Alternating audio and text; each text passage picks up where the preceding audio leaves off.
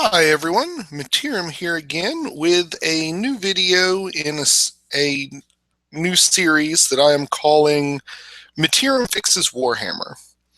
And the ultimate point of this series is going to be to take those units, items, characters, things like that, that didn't quite come all the way to meeting their fluff and to really being what they should have been, and suggest rules and ideas that are relatively simple but could be put into place to kind of fill the gap to make those units interesting and what they should be. So today I've decided to start my focus on the Bretonnian Knights.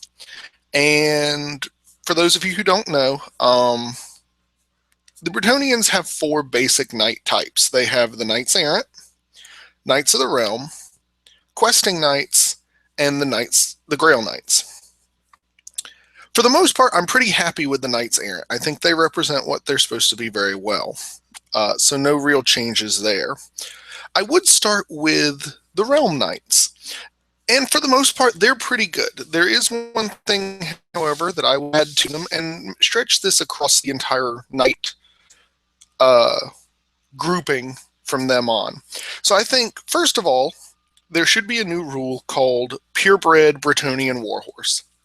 And it should be given to the Realm Knights, the Grail Knights, and the Questing Knights. And simply put, this would give the horses that the Bretonnians ride impact hits 1. Add a strength equal to the mount's strength plus 1 for each full rank behind it. I think this gives a good way to represent the Bretonnians hitting hard and hitting first, and can potentially make it significant with the Lance rules, could give them a number of ranks behind it. You could end up hitting with strength 6 or strength 7 impact hits, which could be significant. I also think, of course, all characters should have that well. But a very simple fix, something that you wouldn't even have to necessarily change the point value for the Knights of the Realm to get. Now, number 2 is the Questing Knights, and these guys I think need the most help. They are represented as knights who have gone out to quest for the Grail. They are special. They should be different in a way other than, oh, we have great weapons. So I would, of course, give them the Purebred Bretonnian Warhorse rule that we were just discussing. But the other change I would actually make to the Questing Vow. And what I would change the Questing Vow to be is that models with this vow can choose to be deployed as either scouts or ambushers. My reasoning behind this is that the Questing Knights are out questing. They're not really hanging around with the rest of the army. So it makes sense that they, in terms of scouts, would either be stumbling into trouble first and get into an advantageous position, or that they would come in later and be ambushers. And either of those things, or rather both of those things, are something that the Bretonnian army currently lacks, and I think could give a totally different dimension to the Bretonnian strategic toolbox. And by putting it on the Questing Vow instead of the Questing Knights themselves, you can actually have characters do that as well. So I definitely think that's something that gives them an extra tool and can be very strong. So that's really the only fix I would need. And again, I think as they sit, the Questing Knights are overcosted for what they are, so I don't see a need to change the point value for that either.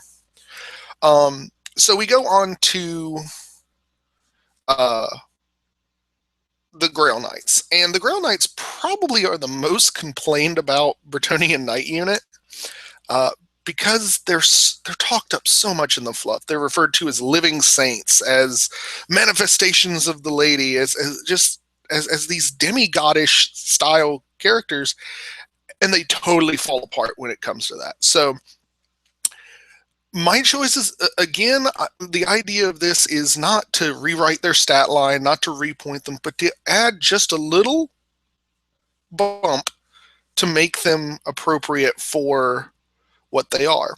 So first of all, I would, in addition to the purebred Bretonnian warhorse rule from earlier, I would also give them a new rule, full plate barding.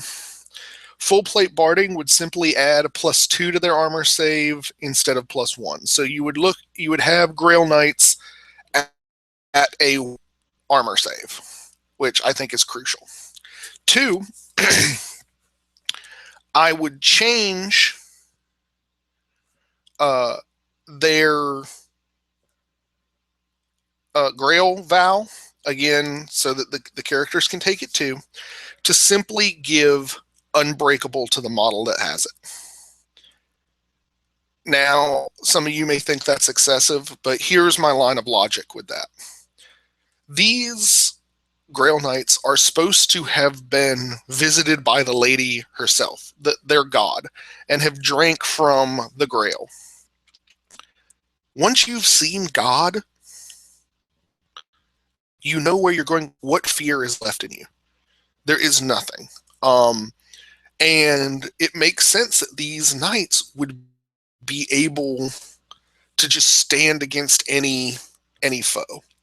2, it also gives you the opportunity to make smaller units with them and have those units still be effective and have an impact on the battlefield, which is important to me because I think with the rarity that the Grail Knights are played up to, the idea of having multiple lances of them is pretty stupid.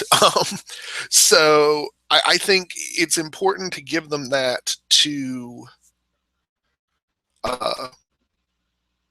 to basically give the Bretonnians some sort of solid anvil. I mean, some people argue that you could use peasants or the Grail Reliquary, whatever, as an anvil. Not really so much. They're too slow for that job.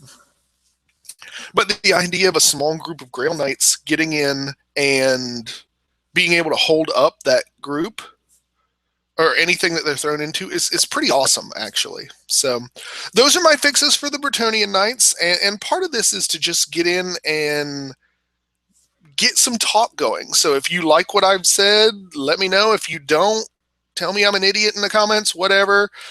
Video response, I know Anthony from the Sustainable Center will probably be all over this one since Bretonnians are his babies. I'd be very interested to see what he thinks about this whole line of logic and what I'm coming to. So hope you guys enjoyed this, and I'm going to hopefully keep doing this, picking the less favored sons of the Warhammer world and coming up with interesting little house rules that'll let us maybe get a little bit more out of them. So thank you guys for watching, and we'll catch you on the next video.